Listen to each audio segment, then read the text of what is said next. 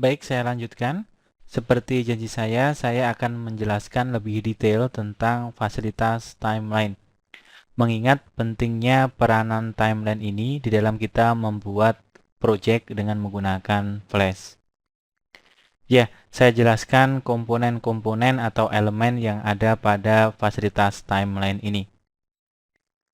Baik, di sini saya mulai saja dengan layer. Pada timeline kita bisa menciptakan layer-layer. Layer adalah lembar kerja yang fungsinya sebagai tempat untuk menempatkan objek. Nah, pada bagian layer ini ada yang namanya frame. Frame digunakan untuk mengatur pembuatan animasi. Ya, di sini kita lihat bahwa pada layer 3 sudah saya tempatkan suatu objek. Kalau layer yang sudah ada isinya, maka akan berwarna abu-abu ya, seperti ini. Kemudian kalau layer yang belum ada isinya, maka framenya berwarna putih. Nah, yang berwarna hitam ya, titik hitam ini dinamakan keyframe. Apa itu keyframe? Keyframe adalah suatu penanda untuk menciptakan suatu animasi.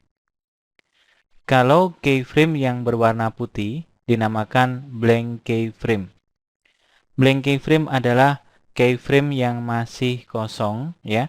Artinya ketika kita menciptakan keyframe atau membuat keyframe namun belum ada atau tidak ada isinya, maka hasilnya adalah blank keyframe. Nah, seperti ini hasilnya. Kemudian di sini ada angka 1, 5, 10. Ini adalah frame number.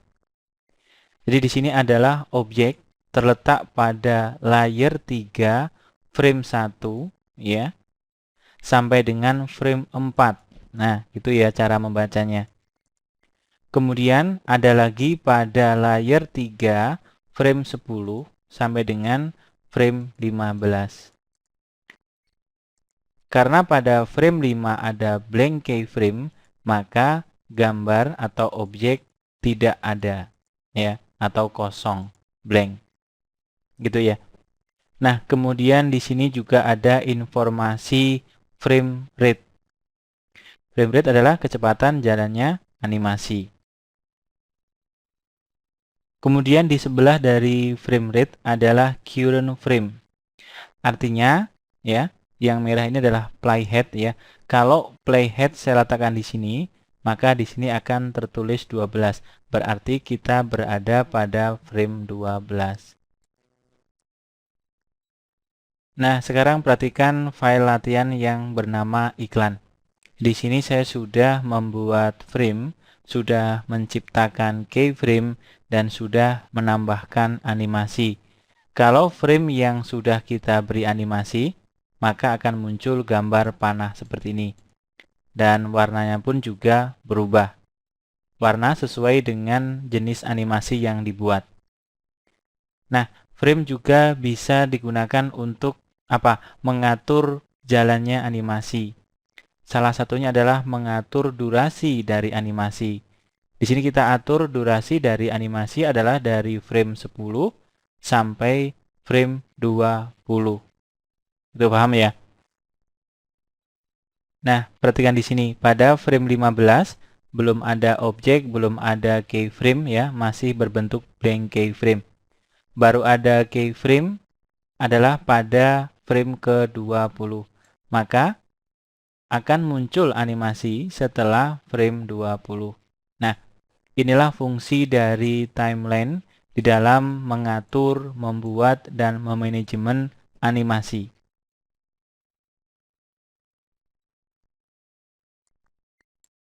Pada suatu project kita bisa memiliki banyak layer ya. Nah, di sini ada icon show or hide all layer. Kalau di sini saya pilih ya, maka isi dari layer bisa kita tampilkan dan bisa kita hilangkan.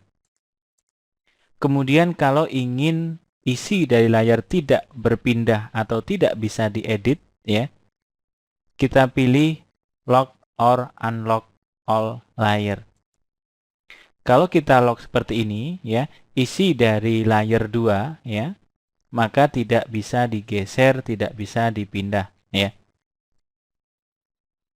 Nah, kemudian pada timeline ini juga bisa atau ada fasilitas untuk menambahkan layer, meskipun juga bisa digunakan pada menu bar, ya. Kemudian adalah menambahkan motion guide, apa itu, ya, tunggu pada bab animasi, ya. Kemudian ada insert layer folder, itu untuk membuat folder. Kemudian di sini adalah fasilitas untuk menghapus layer. Nah, kalau ingin menyembunyikan timeline, gunakan hide timeline. Kemudian fasilitas ini adalah union skin, ya. Di sini digunakan untuk mengatur alur dari animasi, ya. Kemudian yang merah ini, ya, adalah playhead, ya. Dia akan membaca apa yang ada pada timeline ini atau pada frame-frame ini. Dia hanya membaca sejauh frame berada. Di sini frame terakhir adalah pada nomor 50, ya. Maka playhead, ya, tidak bisa berjalan di frame 55.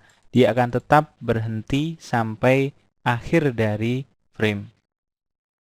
Yang membaca jalannya animasi adalah playhead, ya. Nah, seperti ini. Fungsi dari frame number ini adalah sebagai acuan ketika kita melakukan interaktivitas, ya, misalnya. Nah, selain nomor dari frame, ya, frame juga bisa diberikan label. Nah, klik seperti ini, kemudian pada properties ada frame label. Kita bisa memberikan nama. Iya, nama yang kita tambahkan akan tampil pada frame. Ya, ini disebut frame label, sedangkan nomor-nomor ini adalah frame number. Ingat, frame label dan frame number bisa dijadikan acuan untuk membuat interaktivitas.